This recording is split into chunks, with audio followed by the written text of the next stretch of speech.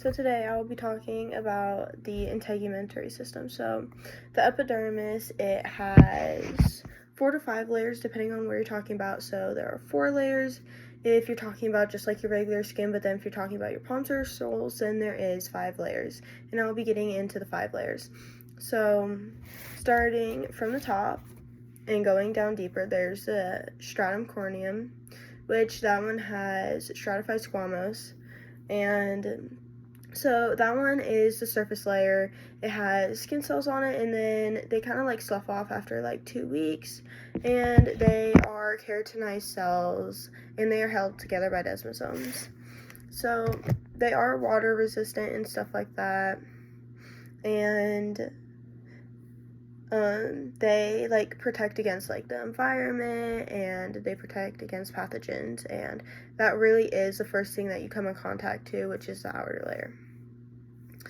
And then you have the stratum lucidum. So that one is the one that is only found within your hand, with like your soles of your feet or your palms of your hands. And so that one, it's just flattened keratinized cells, and like they're just packed really densely and stuff like that. And with that, it like protects against friction in thick skin areas and stuff like that, which is why it is there, and it just makes it like a thicker, more protected area. Then you have the stratum granulosum, and so that one is more of like the grainy layer. It has 35 layers of keratinocytes, and so like once they stop dividing and stuff, then they start producing keratin, and that is within the layer that starts producing keratin. And so like the cells, like they're more thinner, and like the cell membrane is like less permeable. And so within this layer, like it secretes lipids and stuff for waterproofing. Stratum spinosum, that has like 8 to 10 layers of keratinocytes bound together by desmosomes as within the corneum layer.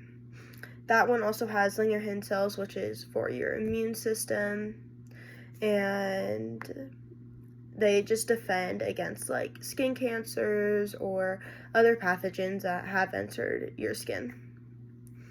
And then you have the stratum basal layer, and so that one contains the stem cells and stuff for new keratinocytes or melanocytes.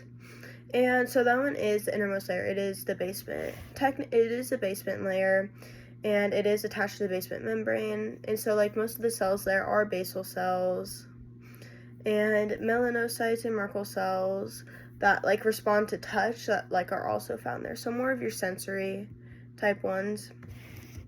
And those ones are all part of your epidermis.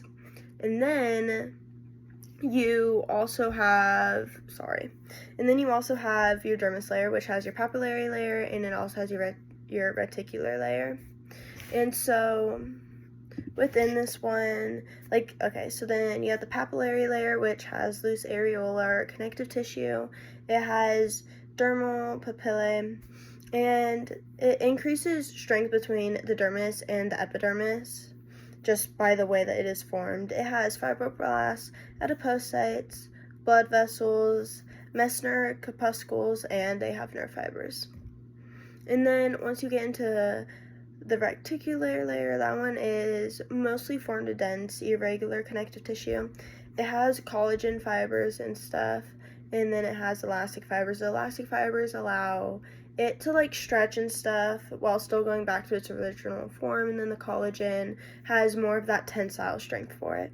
So both of that is allowing it to be flexible while still having some strength to it. And then within that, it has your blood and your lymphatic vessels. It has your hair follicles or your sweat glands, but it also has your sympathetic nerves. And like, so your sympathetic is more of like your fight or flight nerves. And then finally, when you go down, you have your hypodermis, and that is the subcutaneous layer, which is kind of like your fatty layer.